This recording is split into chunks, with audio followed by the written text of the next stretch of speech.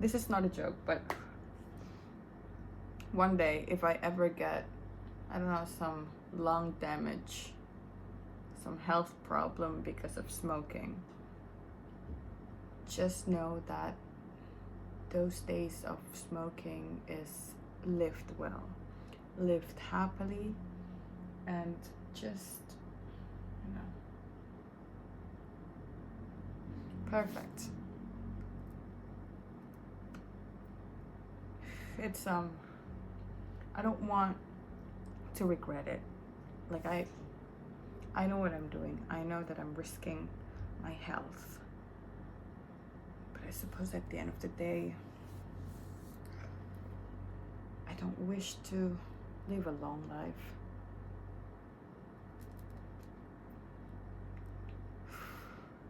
So, yeah, no regret. Whatever happens in the future, no regret. And this applies to everything. Not only the impact of smoking, but everything. Everything that I choose, everything that I believe, everything that I do, everything that, basically everything that I invest in this present time. If turns out in the future there will be some negative impact on it, no regret. That is the base practice of everything. Because regretting it doesn't actually do anything or contribute anything real to the problem. So I'm still sort of like training that to myself as well, to, whenever I get some kind of real impact of my wrongdoings in the past, I will try to accept it, learn from it, let it go, learn to let it go, give space for growth, and try not to do it with shame, judgment, hatred, regret, because it's just not, suddenly this whole process of growth doesn't feel like something natural when it is filled with hatred and so on and so on. It feels humbling in a way, so let's swipe that off the table, accept the reality. And I suppose I also have this principle of not talking on behalf of my future self. Like I would never say never. I would, never demand anything to my future self. All I'm focusing is now, and I wanted to give the same treatment to my past selves, and I want this consciousness that is separated by time, sort of like working in harmony, in this same sort of mindset of not blaming each other, because it's just common sense. They cannot reach each other physically, like they cannot. All they can is just sort of like being so fixated on their own self and started like disconnecting themselves and looking the other self from another time as the wrong side, because the present sort of like detach itself, which I think is just self-negligence at best. So we're not gonna go there. We're not gonna do that. It's just not healthy and fair. And I feel like to truly love yourself, it begins from a constant awareness of compassion. Maybe my past self, some of them are, like surrounded by all of this moment that just sort of choked her so much up to a point where she's being so hard on herself. She started like judging her other self from the past for this some sort of butterfly effect that became something that, you know, choking her in her own presence. I don't know if you guys are following, but you know, that cycle, it's like a cycle of violence, because you're constantly making yourself foreign to yourself, and it's like you want to defend yourself, but what you're really doing is you're detaching yourself from yourself because you want to be right, or you want to escape, or you want just simply to blame something. It's a long journey. Me talking about this now doesn't mean that I never like blame myself anymore. I do still do it sometimes. Sometimes I can't help it. Sometimes it's automatic. Sometimes I have to like, you know, snap myself back and tell myself like, hey, stop. No, this is not how we do things now.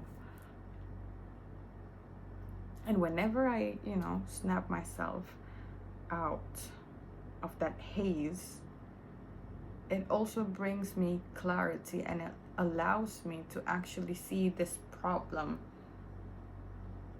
from afar, but in a way I'm not detaching myself from myself. Does it make sense? So it's like when I'm in some kind of union with my past self, my future self, myself, I'm allowed to see this canvas, the entire canvas, the entire painting. I'm not only like seeing it from this very close distance, only seeing the brush stroke and the, you know, little details that sort of seemed not pleasing.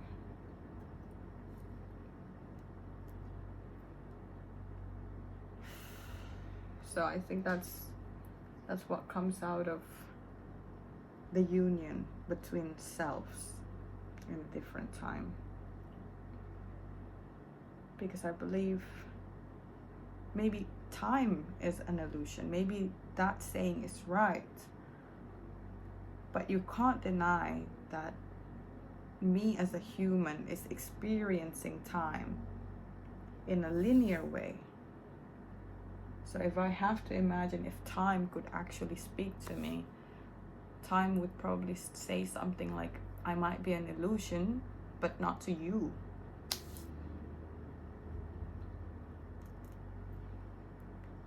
That sounds like something time would say to me, or to human being, because I've seen some of my friends being very pessimistic, being very, you know, just sort of like let themselves sink into melancholy because they believe that time is an illusion. There's no point in life. There's no, you know, there's nothing to life. And I'm not blaming them. I'm not blaming them for how they view the world, because I cannot comprehend probably what they've gone through. It's probably very painful. But in my case, if I have to, you know, come back to myself after seeing their ways of seeing the world,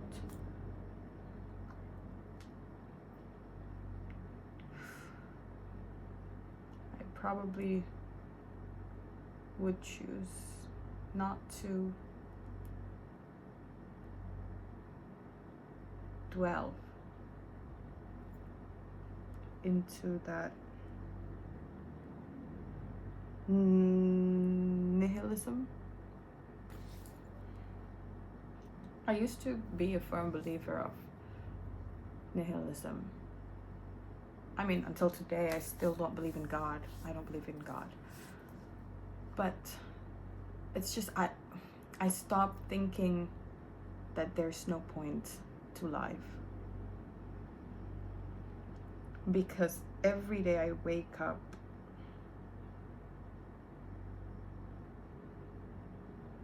and it's just a constant proof of how wrong I was, believing that there's no point in life.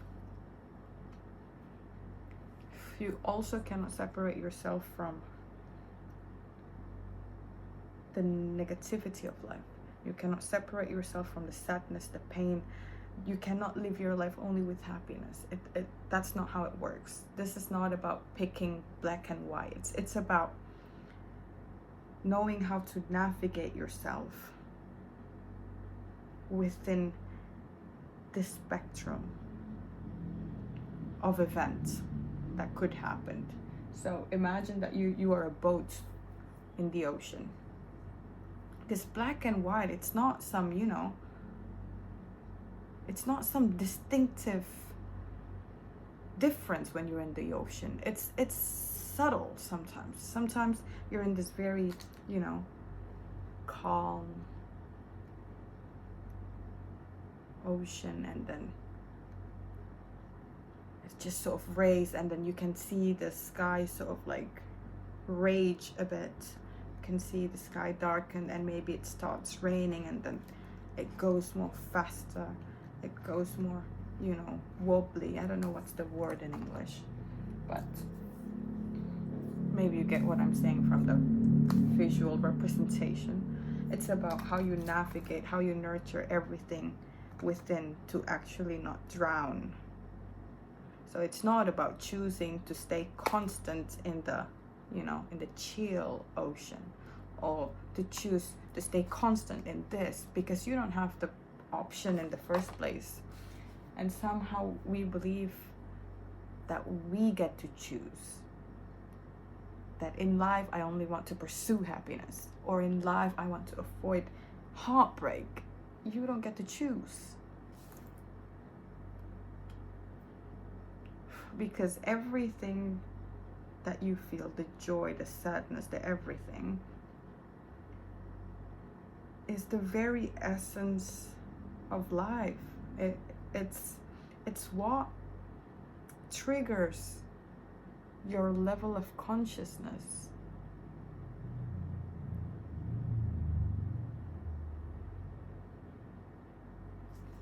I believe there's like some kind of level to consciousness as well. I mean, let's say a lizard. A lizard is conscious. It's just a matter of how conscious they are from a cat, let's say. And how conscious is a cat from a dog, or how conscious is a dog to a human, and it's not necessarily about like, oh, my consciousness level is 99% and lizards have consciousness around 40%. No, it's not about number. It's about the different kind of reality of consciousness. Maybe lizard is conscious, but in this own reality that we cannot perceive as well. And it goes also with the cat and the dog and us. Now, within each species, let's call it that way. Let's go back to the lizard, because they are within their own reality of consciousness. There's also a level inside of that reality. How conscious are you as a lizard? The more you know how to survive, the more you know how to gather supply, the more your consciousness expand. And I suppose that nature goes the same with humans. So even though we're all the same species, I mean, us human, I'm talking to fellow humans, even though we're all the same species, not to humble you or to humble me or to humble anyone or to, poke someone, but in a way we all sort of have like a different level of consciousness. And it's similar to the lizard, basically. Like how much do you know how to navigate yourself? How much do you know how to nurture yourself? How much knowledge do you know, and what do you do with that knowledge? Do you act on it, or do you just know it? Because it's a totally different thing. And for each person it's different. And maybe, you know, it's not about who's winning, who's dumb, who's incapable, it's just about what works best for your vessel, for your soul. So I suppose there's no, you know, because I see some people are saying like, oh, you should keep learning, you should start doing this and this and this and this to expand your consciousness and all of that. But I feel like this is not about a good or bad or any sense of traditional judgment. It's just some people have a certain level of consciousness and it works best for them at that level, at that certain level. Maybe if it goes beyond, or maybe if it goes below, something bad might happen, or something overwhelming might happen to them. Maybe it will suck their energy, maybe it will make them feel tired. But because I don't believe in, you know, like, oh, you should do this and do this and do this and do this and you know, you will expand your consciousness. It doesn't happen that way. You don't just pick up things, learn things, and perceive things, and suddenly your you know, entire consciousness expands. I feel like our consciousness could expand. Everybody could expand their consciousness, but it goes with a pace. It doesn't just skyrocket it because you have like a certain fuel and then now you're ready to fly. No, it's not like that. It's like, oh god, notification. I hate notification. I lost my train of thoughts. But what was I saying? God damn it. Rocket. I was talking about rocket. We are not a rocket. We couldn't just fly ship like that. Okay. Oh, we have to live. We have to live, and the option is always up to us every day. Because, you know, the process of learning, you know stuff, but that doesn't mean that you believed it, or you lived it, or you embody it. These things takes time. It takes days of waking up to be aware, to redo mistakes and forgive yourself and get up and make mistake and redo and you know, within that repetition, within accepting that cycle, when you just accept that that is just the nature of life, and you just keep like learning and learning, that expansion begins to happen without you even wanting it, without you even asking for it. It just goes in this natural way, and you just becomes not aware, but more conscious. Awareness does not equal consciousness. We could be aware about so many things, but again, what do we do with that information about the things that you're aware of? For most times we're just aware and we stop to judge, and then we go to sleep and we think to ourselves that we are a better person, and nothing comes out of it. And I do that every time. I thought I'm better off alone. I thought I'm a better person because I could see this and this and this, because I'm so aware about so many things and people. But that awareness, I just use it to judge other people, to tell myself that I should avoid them, that I don't want to talk to them, that I don't want to deal with them. Maybe that part is kind of valid in a way, but you know, sometimes what we know, sometimes what we are aware of is just not enough. It required something more. It's not about shutting off ego. It's not about shutting off negativity, hatred, everything. But it's just,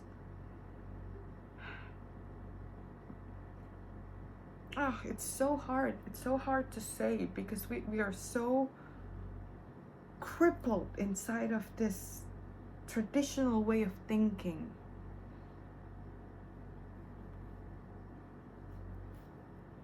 Yeah, it's not about destroying this quote unquote negativity. I also feel like for most times I villainize that negativity when really some of them is a revolutionary emotion that we develop over time, that came from survival instinct. And we know best that survival instinct exists to serve us, to help us, to help us survive, basically. Now, what do we do with all of these tools of survival in this modern world where, if you live in the city, let's say that there is less danger, there is no some random beast that will just come up to you and rip your bone out, right? How do we still use this survival tool not to each other, not to eat each other, but truly use it to protect ourselves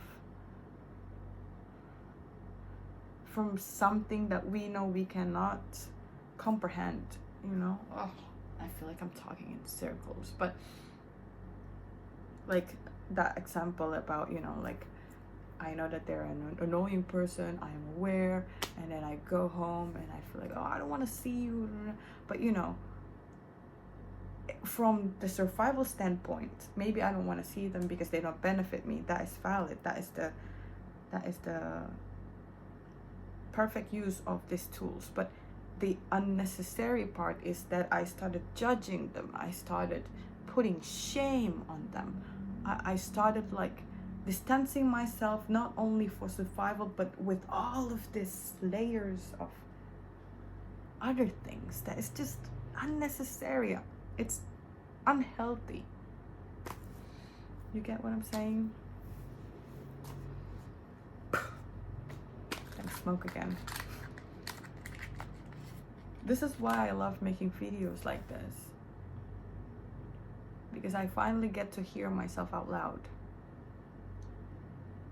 And believe me, before I say these things on this video, I go on about my day not knowing that I know this. That is why this channel means a lot to me, even though I,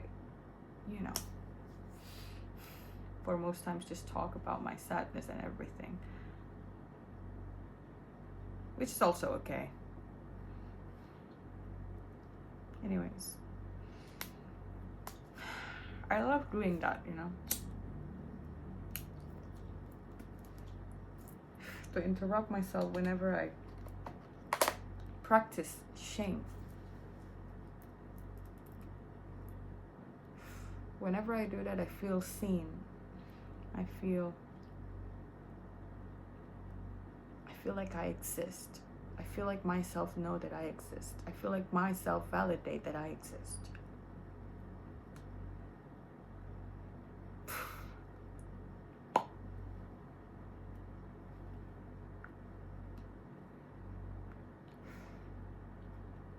There's so many layers to each of us. And believe me, we're not meant to be saints. We're not meant to be saints.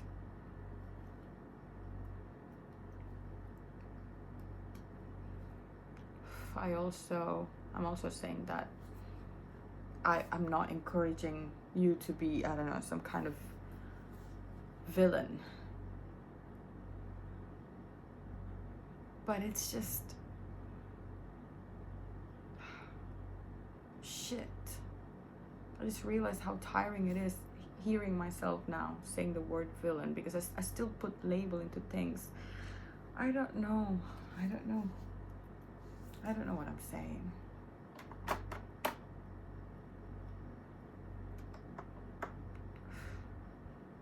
my mind is constructed to put label into everything, to think in a certain order.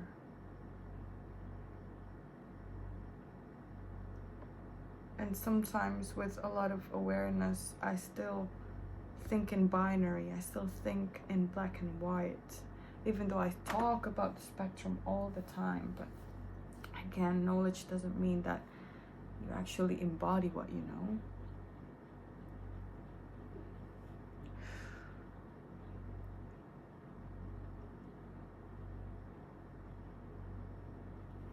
Yeah.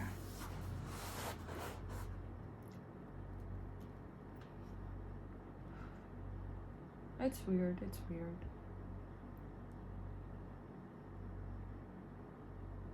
I remember what David Lynch said about the world. That's because there's so many hatred in the world that we started to think about violent things as well, because we affect one another in this very subtle way. Even if you're like, I don't know, half a world away, some of the little things that you do may have caused an impact to another side of the world without you knowing. And it's happening every day, every minute, every second. We affect each other, especially in this era of technology. Everything becomes faster and faster. It becomes so fast, it creates a new illusion that we are actually fast.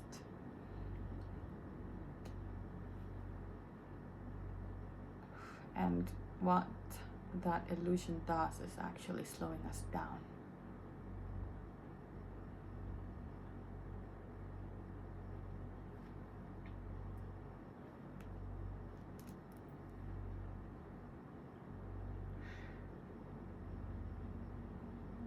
I want to talk about digital fate next time. And I want to talk about why in this era of technology there's a lot of people like me who turns on a camera and started talking for most times to themselves, not to an audience anymore, but to themselves.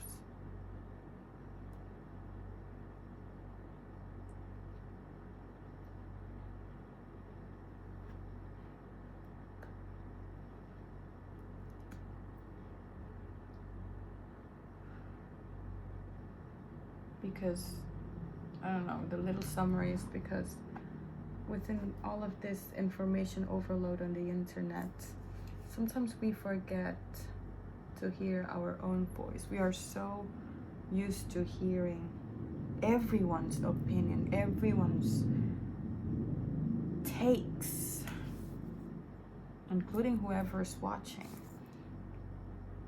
I don't know, take some time. Talk to yourself. Record yourself. Let that thoughts out and do it for no one but yourself. And maybe you will start hearing things or someone that you've always wanted to be. Now, when you hear that, when you find that, it's your job to find a way to connect yourself from that thoughts of something you wanted to be and your present self. I am practicing that every day. And I believe we all should too. Maybe by then, if we looking inward more, not in this narcissism way, but just to tap into even the darkest, morally wrong side of you without judgment. The one that you've always pushed aside. The one that you never wanted to own. And talk to them. Maybe If we could do that collectively, we would wake up to a more calmer world.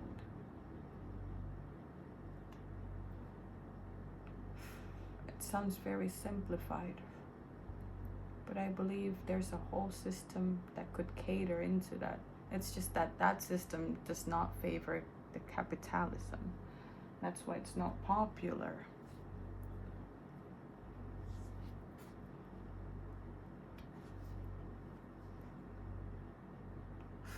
Because I suppose once you look inward and find that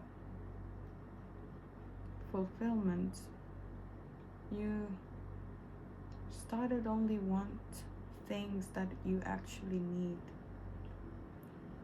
You stop relying your happiness on the external things when you're able to rewire your brain. The way you find your dopamine is going to be different from our everyday life, including me. I know myself. I know how my dopamine works. It works best when I just buy something, when I consume something, when I look good, when I so on and so on and so on.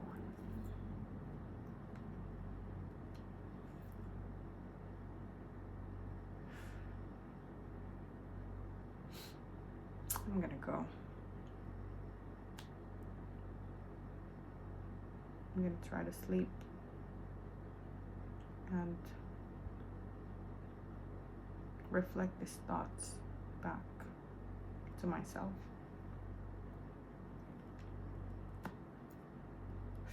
Ciao.